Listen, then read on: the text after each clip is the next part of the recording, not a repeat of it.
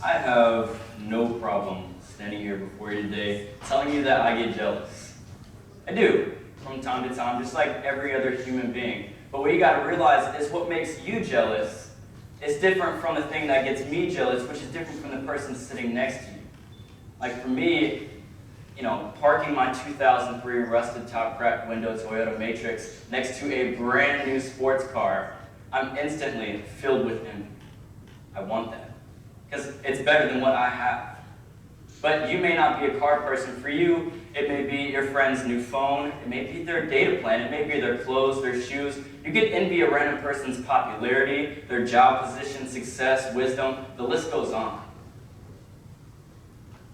And these things aren't bad, or once aren't bad, but when you put them in perspective with Alice, who's a 6-year-old who is a victim of human trafficking, our desires suddenly diminish. Because as we strive for once, she's striving for her needs to be met. Alice is jealous of people who eat 3 meals a day. Alice envies people who get to walk and run and play outside and then go home and sleep in a bed at night. All Alice wants is to be a normal kid, but things just aren't the same for her. Today, my goal is to teach you, maybe for the first time, or maybe something you didn't know before, about human trafficking. Our generation has honestly turned a blind eye towards human trafficking, and I believe it's time to stop looking away.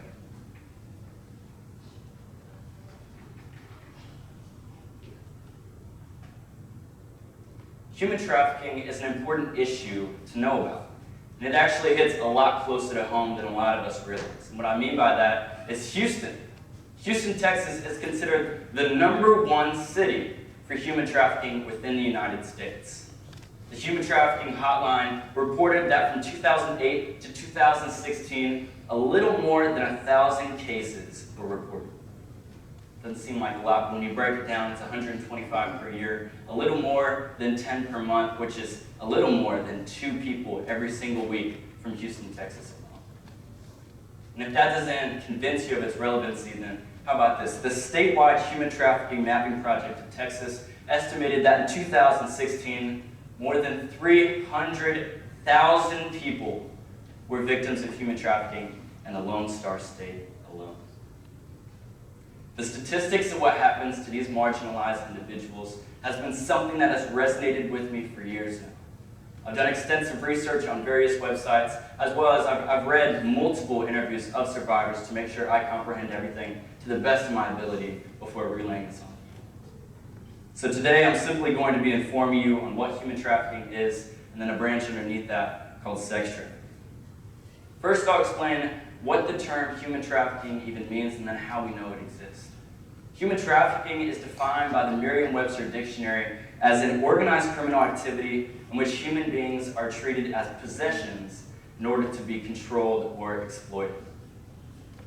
They look for people, and they, as in the traffickers, look for people who are susceptible for a variety of reasons. It could be psychological or emotional vulnerability. It could be an economic hardship, or it could be a lack of a social safety net. In other words, would anybody ever notice that you're gone? Studies done by the Department of Homeland Security suggest that traffickers might use violence, manipulation, false promises of well-paying jobs, or even a romantic relationship to lure victims into trafficking situations. Now, the common thought pattern associated with the process of human trafficking is that everybody who is a victim gets kidnapped or abducted. That's not actually true. It's actually a larger portion of women who apply for a waitressing position or entertainment job with a sham placement agency, and they confiscate their papers and send them off to another part of the world for labor or for sex. Most victims are detected within their countries of citizenship. The United Nations Office on Drugs and Crime states that in addition to domestic and sub-regional trafficking, wealthy countries are more likely to be destinations for victims. For example, Western Europe, Southern Europe, and countries in the Middle East report sizable amounts of foreign victims. And this can be traced back to the survival culture as well as the lack of law enforcement within those regions. Now that you have a bit more information on what human trafficking is, a bit more insight, I want to focus primarily on sex trafficking. The Trafficking Victims Protection Act of 2000 defines sex trafficking as the recruitment, harboring, transportation, provision, obtaining, patronizing, or soliciting of a person for the direct purpose of commercial sex. And you might be sitting there thinking, why on earth would anybody want to partake in an event like that? And it's simple, because it's money. The trafficking industry makes billions of dollars each year. In fact, according to the International Labor Organization, in 2014, a whopping $99 billion is said to be generated from sex trafficking alone. This money is handled under the table, thus avoiding any taxes or suspicions. To give you another viewpoint, there was an article, and it was named Trafficking by the Numbers. And investigators were able to calculate the profit generated from two different traffickers. One earned $18,000 a month from 4 victims. The other earned $21,000 a month, surprisingly, from just 3 women. When you put it like that, you can see how quickly people's lives are turned into dollar sign amounts. The HumanTraffickingCenter.org wrote an article this year claiming that 98% of all who are integrated into the industry for commercial sex were women and young girls. 98%. And researchers found that a large chunk of these same women were initially runaway youth who were approached by a trafficker, offered food, shelter, and/or care. From there, the Purple Teardrop Campaign wrote an article about what comes next. Often, they said, before servicing clients, women are forcibly raped by the traffickers themselves in order to initiate a cycle of abuse and degradation. Once broken, sex trafficked victims can service up to 30 men a day. I'm going to repeat that. Once broken, sex trafficked victims can service up to 30 men a day. Obviously, they're extremely vulnerable to sexually transmitted diseases, to HIV infection, to unwanted pregnancy.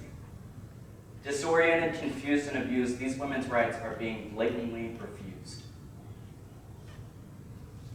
So in conclusion, today we talked about human trafficking. We talked about the characteristics of victims, how they're generally integrated, and then lastly, we looked at the trends of locations. Then we looked specifically at sex trafficking. We looked at the root of why it exists, who are the most common victims, and then the experience of what happens to these women more times than not. It's up to you what you would like to do with this information. I just think it's something worth knowing about. I'm not up here to force my beliefs on you or to command you to take action. However, there's a quote that I think perfectly encompasses what I am trying to do. It's by Gary Hagen, who's the CEO of International Justice Missions. And it reads, "Nothing happens just because we are aware of modern-day slavery. Nothing will ever happen until we are."